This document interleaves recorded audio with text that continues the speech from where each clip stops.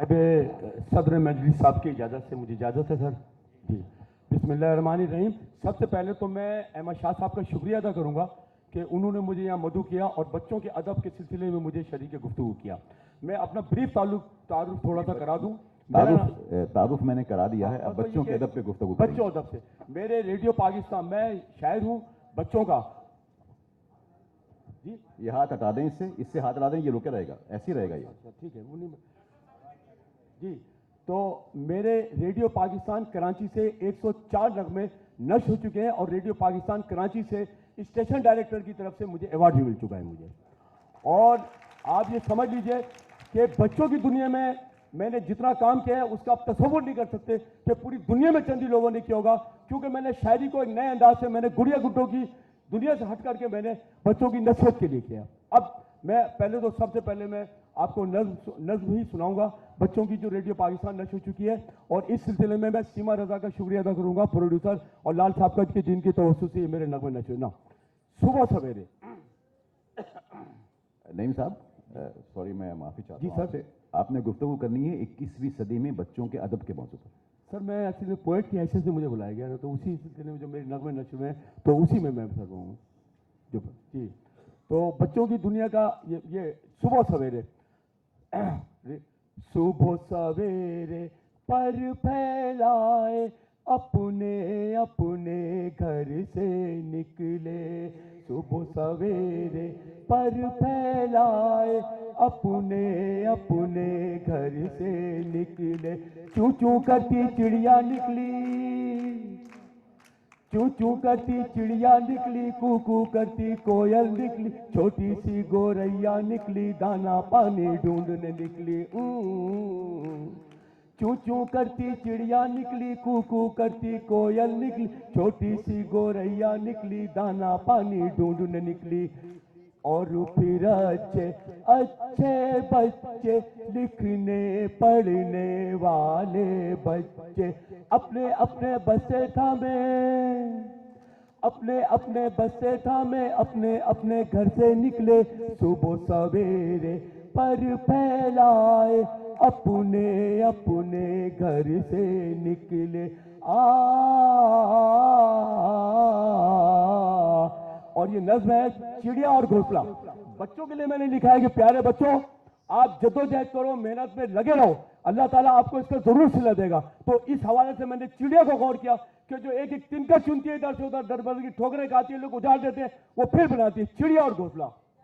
चिड़िया ने बच्चों बनाया घोंसला, चिड़िया ने बच्चों बनाया घोंसला, कैसे करीने से सजाया घोंसला। चिड़िया ने बच्चों बनाया घोंसला, एक एक तिनका चुनती रही, एक एक तिनका चुनती रही, इधर उधर वो फिरती रही। चिड़िया ने बच्चों बनाया घोंसला, चिड़िया ने बच्चों बनाया घोंसला, कितना छोटा लागर परिंदा, कितना छोटा लागर परिंदा, उसकी हिम्मत उसका हौसला। चिड़िया ने बच्चों बनाया घोंसला, चिड़िया ने बच्चों बनाया घोंसला, हौसला बच्चों हिम्मत बढ़ाए, हौसला बच्चों हिम्मत बढ़ाए, हर एक रुकावट को रौंदता जाए। चिड़िया ने बच्चों बनाया घोंसला, चिड़िया ने बच्चों बनाया घोंसला। और एक नज्म मैं आपको सुना रहा हूँ। ये नज्म जो है, आपने दुनिया में कौन सी इनकी शक्लें अच्छी लगती हैं?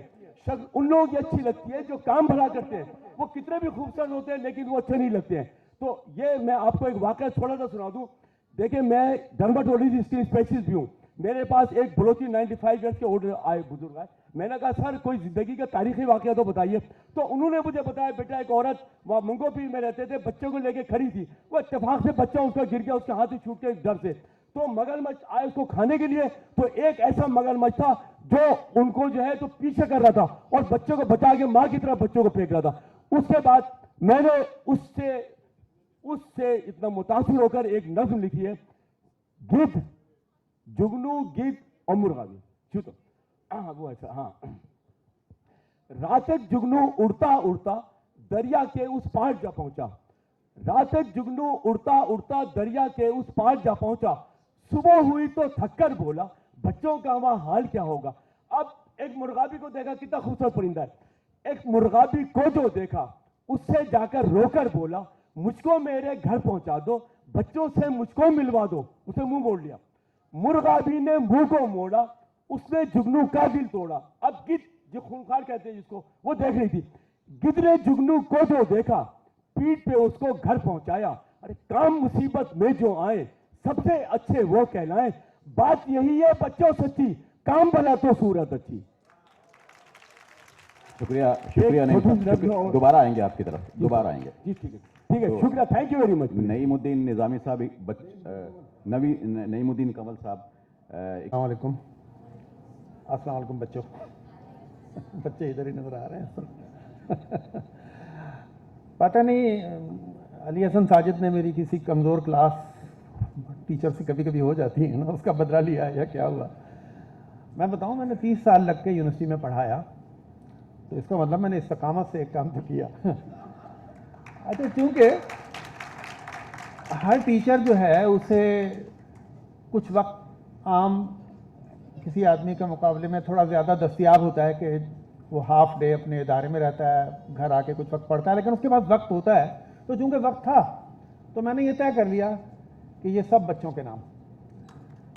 और मेरा ये ख्याल है ये बच्चे इतना अहम मौजू हैं, इतना अहम मौजू हैं।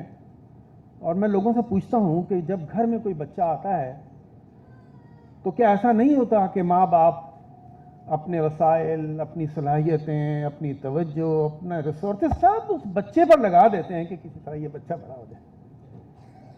अब आप इस घर को उठाकर बड़ा कर लें, इस मुल्क जितना कर लें और बड़ा कर लें, इस दुनिया जितना कर लें, तो बच्चा गैर अहम तो नहीं हो जाता घर को बड़ा करने से। और ये बच्चा अगर वाकई माँ बाप की एक्सपेक्टेशन की तरह आगे बढ़े, पढ़े, कारनामे सर अंजाम दे, बड़े बड़े अचीवमेंट्स हों उसकी लाइफ में, तो कौमें आगे बढ़ जाती हैं ना। तो बच्चा, मैंने जाना कि अहम है, और जिस दिन से ये जाना अहम है उस दिन से हकीम सईद, महमूद शाम और कुछ नाम जिन्होंने अपनी ज़िंदगियां बच्चों के नाम की, ये मेरे लिए बहुत मोहतरम हो गए। और आज भी हर वो शख्स मोहतरम है कि जो बच्चे को सिर्फ बच्चा नहीं समझता, इसको एक इम्कान, एक उम्मीद भी समझता है। अब बात यह है कि बच्चा जो है, इस पर सना ने भी बहुत अच्छी बात की, अच्छा पेपर पढ़ा उन्होंने। हम उस बदकिस्मत मुल्क में रहते हैं, खुदा न खासा मुल्क की बुराई नहीं कर रहा हूँ, अपनी बदकिस्मती कि हम अब तक जहाँ पहुँचना चाहिए था हम नहीं पहुँच सके, जहाँ बच्चे एक हादसे के नतीजे में पैदा होते हैं और ख़ुद रो झाड़ियों की तरह बड़े हो जाते हैं। एक 5-10% लोगों को छोड़ दीजिए जो पढ़े लिखे हैं और वो अपने बच्चों पर तवज्जो देते हैं, लेकिन 90-95% लोग बच्चों पर तवज्जो नहीं देते। तो नतीजतन वो बड़े तो हो जाते हैं और फितरत कोई उनकी राह बना दे, रास्ता बना दे अल्लाह, तो वो कुछ हो भी जाते हैं, बहुत बड़े आदमी भी बन जाते हैं, लेकिन अदरवाइज़ वो नतीजा नहीं मिलता जो हमें मिलना चाहिए। हम बच्चों के मामले में कितना संजीदा हैं, ज़रा सा इस बात पे गौर कर लीजिए कि पाकिस्तान के तमाम अखबारात ने बच्चों के जो पेज शाया होते थे वो भी बंद कर दिए, और पाकिस्तान के तमाम टीवी चैनल्स ने जो बच्चों के प्रोग्राम होते थे वो बंद कर दिए। इकबाल लतीफ़ साहब बैठे हुए हैं, बताएंगे। मैं इनका छोटा था भाई, ये मेरे सीनियर प्रोड्यूसर थे, हमने तो एक जूनियर के हैसियत से ज्वाइन किया, लेकिन मैं जितना अर्सा रहा मैं PMGM का सर खाता रहता था, मुझे बच्चों के प्रोग्राम में भेज दें। इसीलिए मैंने ज़्यादा वक्त सारे दोस्त हमारे और संग में गुजारा, बल्कि खुद सोहेल राना के प्रोग्राम में मैंने इकबाल लतीफ़ साहब को असिस्ट भी किया, गवाही देंगे आप। तो मेरा एक जुनून है जी। बहुत शुक्रिया। तो बच्चा बहुत अहम है, इसे हमने नहीं समझा लेकिन इसे दुनिया ने जाना। अच्छा, आप देखिए, मुझे अली हसन साजिद ने कहा था कि पहली बार ऐसा हुआ है कि हमें 1 घंटा मिला करता था, आज हमारे पास 2 घंटे हैं। तो बहुत आराम से खुल के बोले, तो मैं इसका फ़ायदा उठाऊंगा। ये जानना जरूरी है कि जैसे हम बच्चा कह रहे हैं वो है क्या। हमारे एंड पर रियलाइजेशन नहीं है, लेकिन दूसरे एंड पे बहुत है। आप वर्ल्ड कप देख रहे हैं, फुटबॉल वर्ल्ड कप देख रहे हैं, आपने क्रिकेट वर्ल्ड कप देखा, कोई खिलाड़ी ऐसा जो ग्राउंड में पहली दफा उतरा और बगैर बच्चे को उतरा हो, क्या ये एक मुकम्मल मैसेज नहीं है? मुकम्मल मैसेज है। बच्चा अहम है, वो अपना टैलेंट, अपनी सलाहियतें, अपनी जिम्मेदारी उसे मुंतकिल करने की का ऐलान करता हुआ उतर रहा है। हम ये नहीं कर रहे। ये जानना भी जरूरी है कि बच्चा है क्या, फिर हम बात करेंगे अदब है क्या, और फिर आगे की बात करेंगे। बात यह है कि बच्चे की जो जहनी सलाहियतों का और इवन जिस्मानी उसकी जो नशोनुमा है, इतनी स्पीड से ये इसमें चेंजेस होती हैं कि पूरी दुनिया में लोग कहते हैं कि नहीं, छोटे पैदाइश वाले बच्चे से लेकर और 18 साल तक को बच्चा ना कहें, इनकी कैटेगरीज हैं। नौमौलूद जो अभी पैदा हुआ है उसकी ज़रूरतें कुछ और हैं। वो बच्चा जो अभी बड़ा हो गया है मगर स्कूल नहीं जाता, ये एक दूसरी कैटेगरी है। और वो बच्चा जो स्कूल तो जाता है लेकिन अभी मॉन्टेसरी में है, अभी नर्सरी में है, किंडरगार्टन वगैरह में है। और वो बच्चा जो फिर आगे प्राइमरी और सेकेंडरी स्कूल में चला गया है। यूनिसेफ कहती है 18 साल से छोटा जो भी है वो बच्चा है। तो नतीजा ये जो बच्चों की ये असल में इनकी जो चीज़ों को एब्जॉर्ब करने की सलाहियत है और चीज़ों को समझने की जो सलाहियत है और जो रिफ्लेक्ट करने की सलाहियत है, उनमें बड़ा फ़र्क आता रहता है। तो इसलिए हर ग्रुप के बच्चे के लिए ट्रीटमेंट अलग है। इसे हमने नहीं जाना, लेकिन इसे हैमलन ने जाना, इसे पर्नल्स ने जाना, इसे लेडी बर्ड्स ने जाना। ये दुनिया के बड़े इदारे हैं पब्लिकेशंस के, और ये ऐसी मार्को तो लारा किताबें हर उम्र के लिए लाते हैं। बड़ा काम किया इन लोगों ने। तो पहली बात तो ये कि हमें बच्चों को समझना ज़रूरी है। और आप में ख़ास तौर पे बच्चियाँ हैं, कल इन्हें माँ भी बनना है और उनके छोटे बहन भाई भी होंगे, वो भी बच्चे हैं। अगर मुमकिन हो तो मारिया मॉन्टेसरी को पढ़ें। मुझे तो बच्चा मारिया ने समझाया। मारिया ने कहा कि 2 साल में बच्चे की टोटल पर्सनैलिटी बन जाती है। और मारिया ने मुझे बताया कि बच्चा अभी दुनिया में ना आया हो लेकिन बच्चे का वजूद आ चुका हो, तो बच्चा तो उसी वक्त से उसकी पर्सनैलिटी बनना शुरू हो जाती है। मारिया यहां तक कहती है कि बच्चे की पैदाइश से पहले घर में मियाँ बीवी तमीज से गुफ्तगू करो, डिसेंसी मेंटेन करो, घर में अच्छी आवाजें, अच्छी साउंड्स लेकर आओ, ताकि जो बच्चा आए वो एक खूबसूरत पर्सनैलिटी के साथ दुनिया में आए। बच्चा कितना अहम है और हम बच्चे को कितना इग्नोर करते हैं। अब आते हैं, हम थोड़ी सी अदब की बात करते हैं। यूं तो हर वो चीज जो बच्चे के लिए लिखी गई वो अदब है, क्योंकि आप बच्चे के लिए कोई रिसर्च पेपर तो लिखेंगे नहीं ना कि वो पढ़े। आप नज्म लिखेंगे, गीत लिखेंगे, आप कहानी लिखेंगे, और फिर फर्दर इसके जो रिफ्लेक्शंस हैं कहानी और नज्म के, वो भी कहानी, वो भी मिसाल के तौर पर कहानी को लेते हैं तो एनिमेशन भी कहानी है, कॉमिक्स भी कहानी है, लाइट एंड शेडो प्लेस भी कहानी है, ड्रामा और तमसीलें भी कहानी है, खाका भी कहानी है, और ये कथक डांस जो आप देखते हैं पूरी पूरी कहानी नरेट करते हैं। और ये जो आप नौटंकियों को और ये जो आप डोमेन, अब तो खत्म हो गई हैं इस्तिलाहें, कब बोली जाती हैं, डोमनिया को, इन लोगों को आप जो परफॉर्म करते हुए देखते थे उसके पीछे भी एक कहानी ही होती थी। ये जो आप पुतली तमाशा देखते हैं ये भी कहानी होती है। अब जिसको भी उठाकर देखना, ये कहानी को प्रेजेंट करने के मुख्तलिफ अंदाज हैं, लेकिन उसके पीछे जो स्क्रिप्ट मौजूद है वो कहानी है।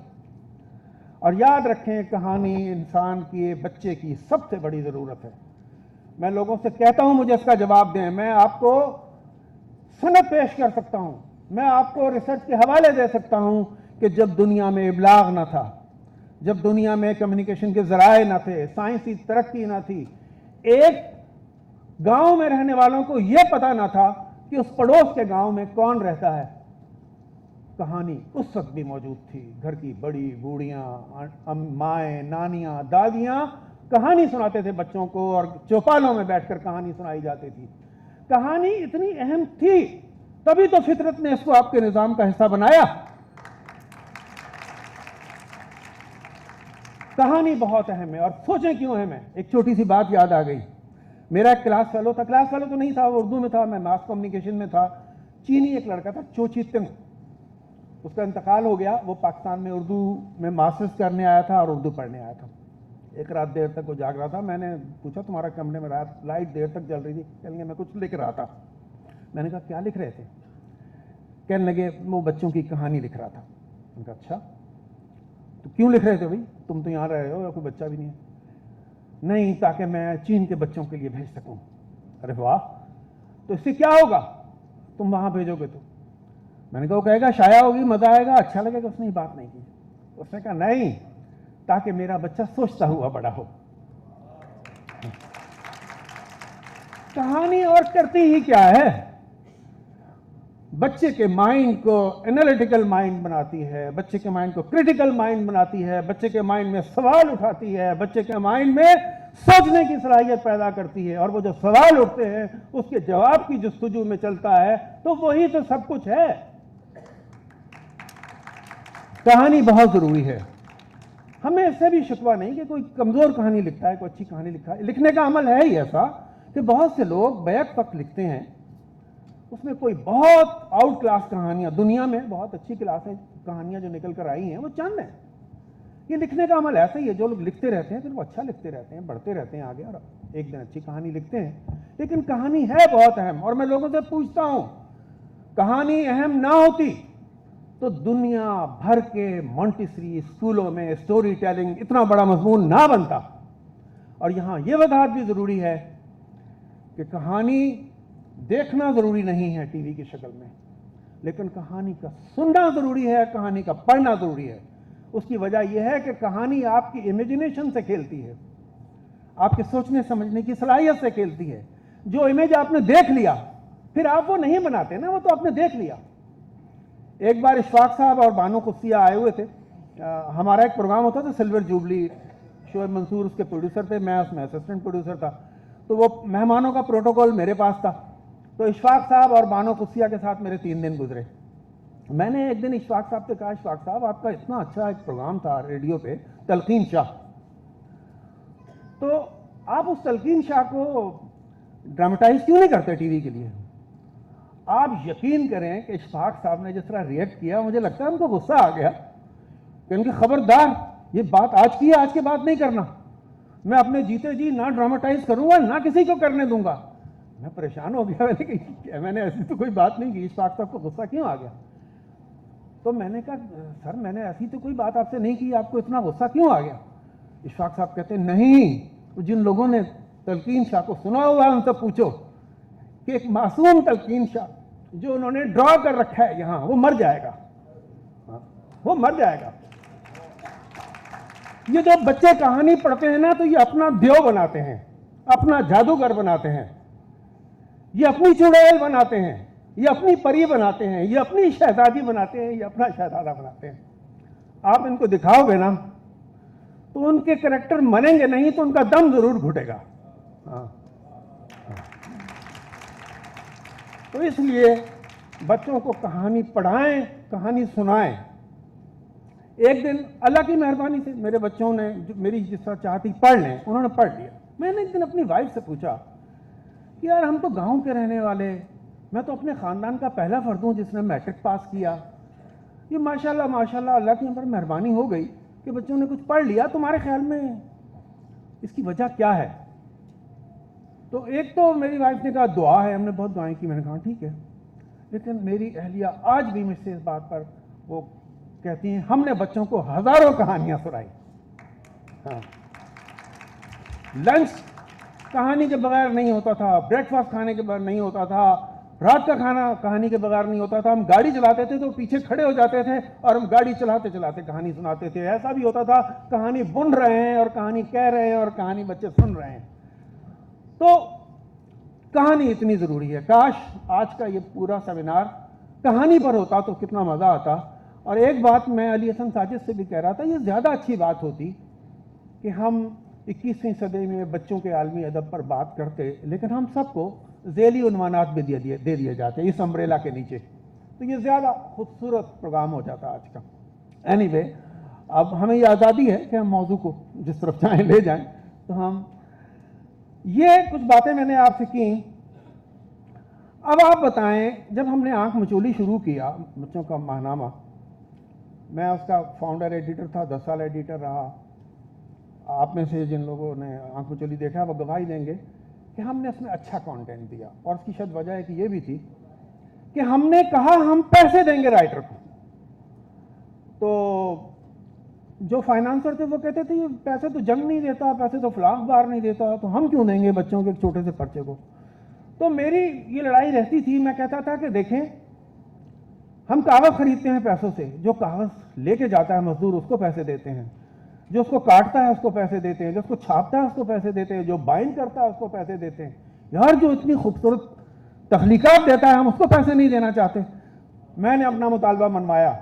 1985 की बात कर रहा हूं कि 500 से लेकर 5000 रुपए तक हमने दिए। नतीजा ये हुआ कि अच्छी कहानियां आना शुरू हुई, अच्छी तहरीरें आना शुरू हुई। और सीमा इसकी गवाह है। हाँ, ठीक है ना। ये तो कोई कह सकता है मुझे कम मिलते थे, मैं ज्यादा अच्छा लिखता था, लेकिन पैसे मिले सबको। ठीक है जी। तो आज मुझे बताएं, अगर Mubashar Zaidi voice of America से फोन करके मुझे कहे सलीम साहब हम जो कुछ हैं आंख मचोली की वजह से हैं, तो कितनी खुशी होती होगी। अगर एक्सप्रेस से सलीम खालिक मुझे फोन करके कहे कि सलीम भाई इब्तदाई स्पोर्ट्स के मज़ामीन तो आप ही ने एडिट किए थे, आज अल्हम्दुलिल्लाह मैं यहाँ काम कर रहा हूँ, तो कितनी खुशी होती है। तो बात यह है कि एक बड़ी तादाद है उन लोगों की जो अच्छा लिखते हैं, अच्छे मैसेजेस को सोसाइटी में आम करते हैं और बच्चों के लिए काम करते हैं। ये सब अच्छे लगते हैं। सीमा हमारी बहुत अच्छी राइटर थी माशाल्लाह, बहुत मकबूल, हमारे पढ़ने वाले इनको बहुत पसंद करते थे। अल्लाह इनको अच्छा रखे, अब भी अच्छा काम कर। सूरत हाल ये हुई है ताज़ा तरीन कि ये 2 पर्चियाँ मुंतज़मीन की जानिब से आई हैं। उन्होंने कहा कि 2 घंटे का आपका सेशन नहीं है, ये सेशन महदूद कर दिया गया 1 घंटे 20 मिनट तक। मैं इजाज़त चाहता हूँ और मैं क्या कहूँ। तो आपकी पहली बात भी मान ली थी, ये भी मान लेता हूँ। बहुत शुक्रिया। अच्छा, बहुत शुक्रिया सलीम साहब। अब मैं हमें खबर है कि हमें चिराग आखिर शब, बहुत आराम से हमारे बाद अंधेरा नहीं उजाला है। ये आज से 20-25 साल पहले भी बाद ऐसी तकारीब होती थी, उसमें भी यही गिले शिकवे होते थे कि बच्चे किताब से दूर हो गए हैं, बच्चे यह। तो हम है कि इसकी जो ज़िम्मेदार हैं उनके बारे में बात नहीं करते। असल चीज़ है रियासत, स्टेट, मुमलिकत, उनकी ज़िम्मेदारी है कि हर बच्चे को वो अपनी ज़िम्मेदारी समझें और करें। मैं यहाँ, क्योंकि ये 21वीं सदी है, बच्चों का अदब, उसमें कोई ये नहीं कहा गया कि सिर्फ़ पाकिस्तान के बच्चों का अदब या सिर्फ़ उर्दू का अदब। पहले तो ये भी है कि मैं समझता हूँ कि हम पाकिस्तानी अभी तक 21वीं सदी में दाखिल ही नहीं हुए। कि आपके यहाँ मुख्तलिफ़ शहरों, कराची में भी मुख्तलिफ़ इलाक़ों में अभी तक पुरानी सदियाँ जो हैं खेलती नाचती नज़र आती हैं। कहीं आप सिंध में चले जाएं, बलूचिस्तान में चले जाएं, तो कहीं 18वीं सदी अभी तक है, कहीं 17वीं सदी है। तो पहले तो हमें ये तय करना है कि हम 21वीं सदी में किस तरह दाखिल होंगे और हमारी क्या ज़िम्मेदारियां होनी चाहिए। मैं जैसा कि अली हसन साजिद साहब ने कहा कि मुख्तलिफ़ मुल्कों में जाना हुआ, तो वहाँ मैं अपने नवासे पोते पोतियों के लिए किताबें ज़रूर लेने जाता था। तो वहाँ जो मैं देखता था, चाहे वो मगरिब हो या मशरिक़, अमेरिका, कनाडा या थाईलैंड वगैरह, कि उसमें हर किताब के स्टोर में बच्चों के लिए एक अलग बहुत बड़ा सेक्शन होता है। उसमें जैसा सलीम मुग़ल साहब ने कहा कि बच्चे नन्हे जो गोद में टॉडलर्स, उनका एक अलग है सेक्शन। उसके बाद 3 से 5 साल तक, 6 से 8 साल तक, 9 से 12 साल तक, वो 15 साल तक का वहाँ वो करते थे कि उनके लिए किताबें। अब उसमें बाकायदा रिसर्च होती है कि किस उम्र के बच्चे के लिए क्या अल्फाज होने चाहिए, क्या वोकेबलरी होनी चाहिए, इमेजिनेशन क्या होना चाहिए। तो एक ज़रा सा गिला मैं वो शकील साहब चले गए, ये भी कर दूं कि हमारे बच्चियां बेटियां तो नज़र आ रही हैं, लड़के शायद मेरा ख्याल है उनको बुलाया नहीं गया या तो लेकिन मैं अपना बेटियों से मुखातिब करते हुए गिले शिकवे में जाने के बजाय मैं तो यही कहूँगा कि भाई देखिए, हमारे जो इस वक्त नस्ल है जिससे हम शिकवा करते हैं वो हमसे ज़्यादा बाखबर है।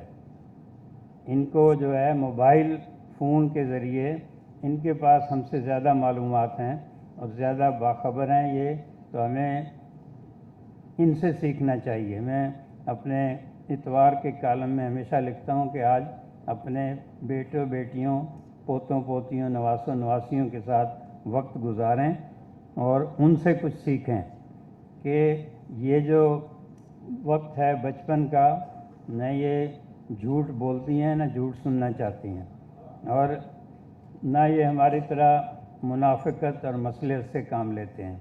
इनके सवालात भी सीधे खरे सच्चे होते हैं और उनका, जैसे सना गौरी कह रही थी, जो बच्चा कहानी सुनते हुए सवाल करता है वो बिल्कुल सवाल किए जाते हैं, और इन सवालों का जवाब देना ही अदीबों शायरों की या असातिज़ा की ज़िम्मेदारी है। तो इसी में मैं आगे बात करूँगा कि वहाँ हमने देखा है कि कनाडा अमेरिका वगैरह में कि बच्चा पैदा होता है उस वक्त से रियासत उसकी ज़िम्मेदारी ले लेती है, और गाड़ी में फ्रंट सीट पे नहीं बैठना है उसके लिए अलग अलग वो गहवारे या क्या कहेंगे वो बनते हैं कि एक उम्र तक के लिए वो सीट अलग होती है बच्चे की, उसके बाद बदल जाती है। बल्कि हमारे जो यहाँ से पाकिस्तान इंडिया वगैरह से गए हुए हैं ख़ानदान, वो उस पर चिढ़ते भी हैं कि बच्चा हमारा है या ये रियासत का है, तो उतने ज़्यादा कवानीन सख्त हैं। उसके बाद फिर उसकी परवरिश, फिर तरबियत, पढ़ाई, इसके लिए बाकायदा तहकीक होती रहती है, और ये हुकूमत की मुमलिकत की ज़िम्मेदारी होती है कि वो किस तरह से वहाँ बच्चे पलें, उनकी क्या डायमेंशन होनी चाहिए, क्या चीज़। उसी तरह फिर उसके बाद निसाब का भी है कि किस तरह निसाब हो, क्या क्या टेक्स्ट पढ़ाया जाए। रिसाले, मैगज़ीन, अखबारात, टीवी वगैरह पे भी जो बच्चों के प्रोग्राम होते हैं उसमें बाकायदा एक डायरेक्शन और एक समत होती है। तो हमारे यहाँ जो है, जो आम घरानों के, गरीब घरानों के बच्चे, वो तो ज़ाहिर है गली कूचों में ही परवरिश पाते हैं, वहीं जवान होते हैं। लेकिन अगर आप ये जो बड़े घराने हैं, चाहे जागीरदार हों या सरमायादार, उनके बच्चे भी माओं की गोद में नहीं पलते, मासियों की गोद में पलते हैं, नौकरों की और मुलाजमीन की। आपने देखा होगा कि बड़े होटलों में फैमिली उनकी बैठी है और एक मासी उनके बच्चों को वो लेकर बैठती है। तो ये कि बच्चे की जो फ़िक्र है उसकी तरबियत की, कि वो हमारा मुस्तकबिल है, हमारा जो है उसके, उसी ने आगे आपको संभालना है, तो हमारी उस पर तवज्जो नहीं है। ये भी गिला बिल्कुल बजा है कि हमारे तमाम रोज़ाना अखबारात में पहले बच्चों के सफ़े बड़े एहतमाम से शाये होते थे, वो अब बतदरीज बंद किए जा रहे हैं, क्योंकि हमारा मुतमए नज़र और हदफ जो है वो सिर्फ पैसा कमाना है। तो उसमें वो समझते हैं कि बच्चे अब वो अखबार नहीं पढ़ रहे, इसलिए इसको बंद कर दिया जाए। जियो पहले देता था, बच्चे मन के सच्चे, वो भी बंद कर दिया गया। बहुत से टीवी लाइसेंस लिए गए कि हम चिल्ड्रन टेलीविज़न के तौर पे चलाएंगे, लेकिन वो बाद में वो भी ड्रामे या सियासी उसमें चले गए हैं। तो इस पे हमें जो है इस यहाँ भी बात करना चाहिए और आइंदा भी, कि हम 10-15 साल बाद, 20 साल बाद कैसा मुल्क देखना चाहते हैं, उसके रोशनी में और उसी के तनाजुर में हम अपने बच्चों को भी सिखाएं, पढ़ाएं कि वो किस तरह, क्या उनके जहन में होना चाहिए। सिर्फ मिली नगमों के ज़रिए या और इसी तरह के नारों के ज़रिए कौमों की परवरिश नहीं हो सकती है। कि मैं तो अली हसन साजिद साहब से कहूँगा कि हम ज़्यादा मौका अपने जो सामीन हैं, बच्चे, उनको दें कि वो हमसे क्या पूछना चाहते हैं, सवाल करना चाहते हैं। बहुत शुक्रिया। शुक्रिया। यहाँ पे कुछ बात इस हवाले से करने का, मैं समझती हूँ कि 21वीं सदी में पहले से ज़्यादा ज़रूरत है कि जितनी मेहनत हो रही थी बच्चों के अदब के हवाले से, उससे दुगनी मेहनत की जाए, क्योंकि बच्चों की तरजीहात, बच्चों के मशागिल जो है वो बहुत बदल चुके हैं और बहुत ज़्यादा मौक़े उनको दूसरी तरह की तफरीहात के हासिल हैं, जैसे इंटरनेट है या वीडियो गेम्स हैं। तो इसलिए उनको अदब की तरफ राग़िब करने, किताब या शायरी की तरफ राग़िब करने के लिए बहुत ज़्यादा मेहनत और बहुत ज़्यादा तवज्जो और बहुत ज़्यादा एक्टिविटीज़ की ज़रूरत है। तो और उसके लिए ज़रूरी है कि अदब जो है या शायरी जो है वो बेशक ज़ाहिर मकसदियत तो हर चीज़ की बुनियाद होती है, लेकिन वो दिलचस्पी से खाली ना हो, क्योंकि पहला मरहला जो है वो बच्चे को अदब की तरफ राग़िब करना है। अगर बच्चा बोर होकर किताब पढ़ेगा ही नहीं, उसका हाथ में पकड़ेगा नहीं, तो अगर आप उसको कोई सबक देना चाह रहे हैं तो वो कैसे सीखेगा। तो रसाइल में शाया होती रहती हैं। मैं मुल्तमिस हूँ कि अदब अफजा रहा है। बच्चों का अदब ये बहुत वसी मौजू है। गो ये सिर्फ 21-22 साल हैं, लेकिन ये भी बहुत वुसअत रखते हैं और इस दौरान बहुत काम हुआ है। बहुत से लोग ये समझते हैं कि बच्चों के अदब में काम नहीं हो रहा है या काम होना कम हो गया है, तो उसकी एक वजह ये भी होती है कि हम लोग उस मंजरनामे से कट जाते हैं, हम अलहदा हो जाते हैं, हम दूसरी गाड़ी में सवार हो जाते हैं, तो हमें उस गाड़ी का अंदाज़ा नहीं होता। हमारे यहाँ बहुत से लोग ऐसे हैं जो अपने लिखने का, पढ़ने का आगाज़ बच्चों के अदब से करते हैं। खुशकिस्मती से मेरा ताल्लुक़ उस नस्ल से है जो 20वीं सदी के बिल्कुल अवाइल में जिन्हें बच्चों का अदब पढ़ने का मौका मिला, मैं उस नस्ल से ताल्लुक़ रखता हूँ। और यहाँ मैं समझता हूँ कि मैं वो शख्स हूँ कि मैं कम से कम 20वीं सदी में अगर बच्चों के लिए बहुत कुछ कर नहीं सका, तो बच्चों के अदब का कारी रहा हूँ। और बच्चों के अदब ही की वजह से मैं पढ़ने की तरफ आया, फिर शायरी की तरफ भी गया। इब्तिदा में जो मेरे पढ़ने का आगाज़ हुआ वो माहनामा नौनिहाल, माहनामा साथी, तालीम व तरबियत एक अच्छा रिसाला है जो कराची में कम मैसर आता था, लेकिन हमें स्टॉल से उन पुराने शुमारे मिलते थे तो हम पढ़ लेते थे। फूल था और भी बहुत से अहम रसाइल, तो उनका मुताला रहा। अब पाकिस्तान में जो बच्चों का अदब है, अगर हम पिछली सदी में भी देखें और इस सदी में भी, तो इसकी तरवीज में, इसकी इशाअत में सबसे अहम किरदार बच्चों के रसाइल ने अदा किया है।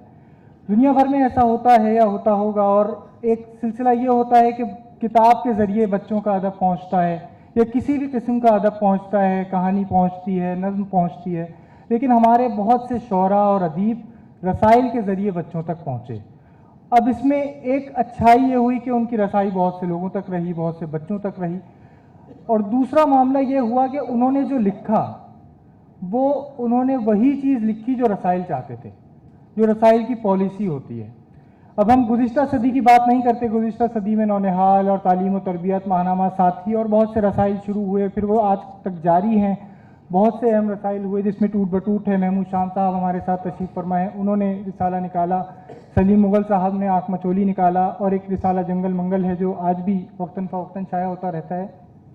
21वीं सदी में भी बहुत से बच्चों के रसाइल शाया हुए, उनकी इशाअत शुरू हुई और वो बंद भी हो गए, और अब भी बहुत से रसाइल शाया हो रहे हैं। तो इस मंजरनामे को अगर हम एक मुख्तसर सा इसका जायज़ा लें तो मैं समझता हूँ कि गुज़िश्ता जो 8-10 बरस हैं ये बच्चों के अदब के लिए बहुत अच्छे हैं, क्योंकि मैं देख रहा हूँ कि आर्ट्स काउंसिल में आप ये जिस कॉन्फ्रेंस में मौजूद हैं, 2014 में यहाँ बच्चों के अदब के सेशन का आगाज़ हुआ। इससे पहले यहाँ बच्चों के अदब का सेशन नहीं हुआ करता था। अभी 2022 में इस्लामाबाद में बच्चों के अदब के लिए 3 रोज़ा कॉन्फ्रेंस मुनक्किद की गई। इसी दौरान बच्चों के लिए बहुत से रसाइल